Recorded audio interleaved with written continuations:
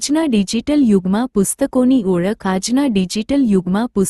ઓળખ VNSGU રાષ્ટ્રીય પુસ્તક મેળામાં વિદ્યાર્થીઓની ઉત્સાહભરી હાજરી જોવા મળી। Bureau chief Sunil Ganjawala.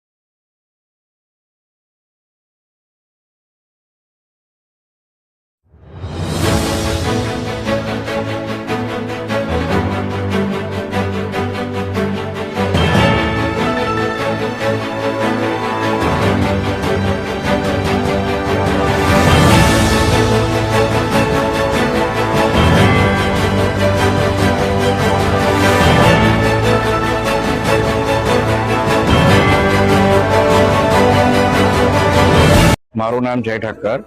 આ વી નર્મદ સાઉથ ગુજરાત યુનિવર્સિટીના ગ્રાઉન્ડ પર બુક ફેર છે।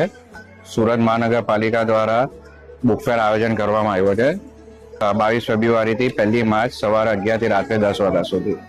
તો અમારે ત્યાં છોકરો જન્મે ને એનું પગલાંનું કાગળ થી માણસ મરે ને ત્યાં સુધી એની શ્રદ્ધાંજલિની ચોપડી સુધી હરેક પ્રકારની બુકો મળે છે, ઇંગ્લિશ, હિન્દી, ગુજરાતી। ને અમે પોતે પ્રકાશક છે। 1928 થી અમે લોકો કાર્યરત છે। ઓલમોસ્ટ 100 વર્ષ જૂની પેઢી છે। હાલ 3જી પેઢી રનિંગમાં છે। પહેલા લોકોનું જેટલું વાંચન હતું હમણાં ઘણું ઘટી ગયું છે। આપણે બધા યુટ્યુબ, ઇન્સ્ટાગ્રામ ને સોશિયલ મીડિયાથી એટલા એડિક્ટ થઈ ગયા છે ને આપણે જે સોશિયલ મીડિયા પર જોઈએ છે એ બધું સાચું સમજી લઈએ છીએ, પણ ઘણી એવી બધી વસ્તુ હોય છે જે સાચી હોતી નથી। એટલે હું લોકોને એમ જ કહીશ કે તમે અથવા તમારા બાળકોને એક વાંચનનું એક આપી જજો સંસ્કૃતિમાં। એટલે લોકો એક જે વાંચન જે છે ને તે તમારું કોઈ દિવસ ચાલ્યું નથી જવાનું। એકવાર તમારા પૈસાથી માંડી બધું ચાલ્યું જશે, પણ જે નોલેજ તમારી પાસે હશે ને તો આખી જિંદગી મળશો ને ત્યાં સુધી નોલેજ તમારી પાસે રહેશે। નમસ્કાર, ગોપાલ પટેલ। સુરત મહાનગરપાલિકા સંચાલિત પુસ્તક મેળાનું સુંદર આયોજન કરવામાં આવ્યું છે, તેની મુલાકાત માટે અમે સૌ બાળકો સાથે આવ્યા છીએ। અમારી સુમન હાઈસ્કૂલના 50 જેટલા બાળકો અને 6 શિક્ષકો સાથે અહીં મુલાકાત માટે આવ્યા છીએ, જેમાં સુમન હાઈસ્કૂલ નંબર 4ના બાળકો, સુમન હાઈસ્કૂલ નંબર 12ના બાળકો અને સુમન હાઈસ્કૂલ નંબર 29ના બાળકોને સાથે બસમાં લઈને બાળકોને અહીંયા પુસ્તક મેળાની મુલાકાત તથા ફ્લાવર શોની આનંદ મેળવવા માટે અહીં અમે સૌ બાળકોને લઈને આવ્યા છીએ। ખૂબ જ બાળકો ઉત્સાહિત છે અને નવું જાણવા માટે બાળકોને અહીં એક સારો અનેરો મોકો મળ્યો છે। એ બદલ હું સુરત મહાનગરપાલિકાનો ખૂબ ખૂબ આભાર વ્યક્ત કરું છું। આજના ડિજિટલ યુગમાં મોબાઈલની સાથે સાથે ફિઝિકલ બુક પણ જો વાંચે તો બાળકોને એક વાંચવા માટે સારો એવો પ્રયાસ થાય અને ઉત્સાહ સાથે તે બાળકો આ પુસ્તકો મેળવશે અને વાંચશે. અમે સુરત મહાનગરપાલિકા સંચાલિત સુમન હાઈસ્કૂલ નંબર 29 માંથી આવ્યા છીએ.